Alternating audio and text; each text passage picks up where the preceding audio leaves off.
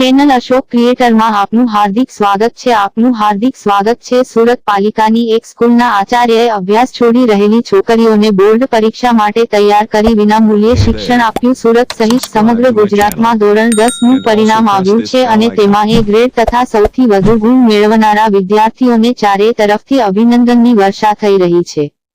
પરંતુ આ વિદ્યાર્થીઓમાં વચ્ચે સુરતની એક વિદ્યાર્થીની જેની કિડની ટ્રાન્સપ્લાન્ટ થયા બાદ 5 વર્ષથી અભ્યાસ છૂટી ગયો હતો। આ વિદ્યાર્થીનીને સુરત પાલિકાની સ્કૂલના એક આચાર્યએ ઓનલાઈન તાલીમ આપી હતી। તે વિદ્યાર્થીનીએ પરીક્ષા આપતા તે 72% પાસ થઈ છે।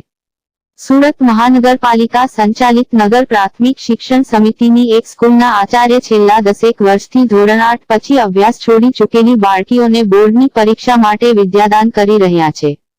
આ આચાર્યએ આ વર્ષે પણ ઓનલાઈન શિક્ષણ આપીને 153 વિદ્યાર્થીનીઓને પરીક્ષા માટે તૈયાર કરી હતી, જેમાંથી 137 વિદ્યાર્થીઓ બોર્ડની પરીક્ષામાં પાસ થઈ છે।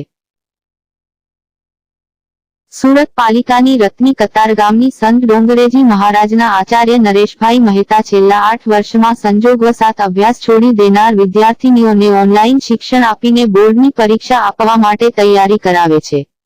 અત્યાર સુધીમાં આ આચાર્યએ 1200ની વધુને પરીક્ષા અપાવી છે। આ વર્ષે પણ ધોરણ 10ની પરીક્ષા માટે 153 વિદ્યાર્થીનીઓએ પરીક્ષા અપાવી હતી, તેમાંથી 137 વિદ્યાર્થીનીઓ પાસ થઈ છે।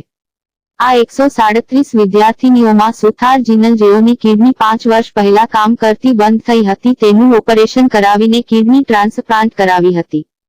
કિડની ટ્રાન્સપ્લાન્ટ કરાવ્યા બાદ જીનલને ઇન્ફેક્શન ન લાગે અને ડાયાલિસિસ કરાવવા જરૂર હતી, તેથી 5 વર્ષ સુધી તેઓ અભ્યાસ કરી શક્યા ન હતા।